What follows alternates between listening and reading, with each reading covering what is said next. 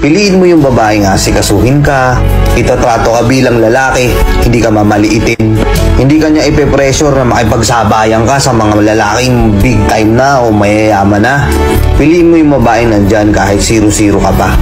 Kasi sa totoo lang, kapag nakakuha ka ng ganong klaseng babae na susuportahan ka sa lahat ng pangarap mo sa buhay, laging nandyan sa likod mo, nakaback up sa'yo. Pre, yan yung cheat code para gumanda yung buhay mo. At kapag gumanda na yung buhay mo, isama mo sila. Sila ng mga anak mo. Kasi yung iba sa atin, mga tol, gusto lang natin basta maganda, sexy. Alam mo par, bonus na lang yun eh. Hindi naman forever ganun siya.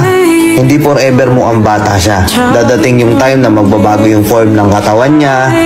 Dadating yung time na magka-stretch mark siya.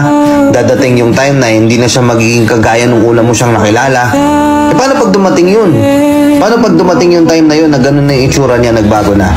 Tapos minahal mo lang siya dahil sa itsura niya, hindi dahil sa ugali niya. Ano mangyayari? Iwan mo.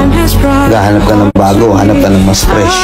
Pero kung yung kinuha mong babae, sobrang ganda ng personality, wife material par, gagawin lahat para sa'yo. Kayang isakripisyo lahat para sa'yo.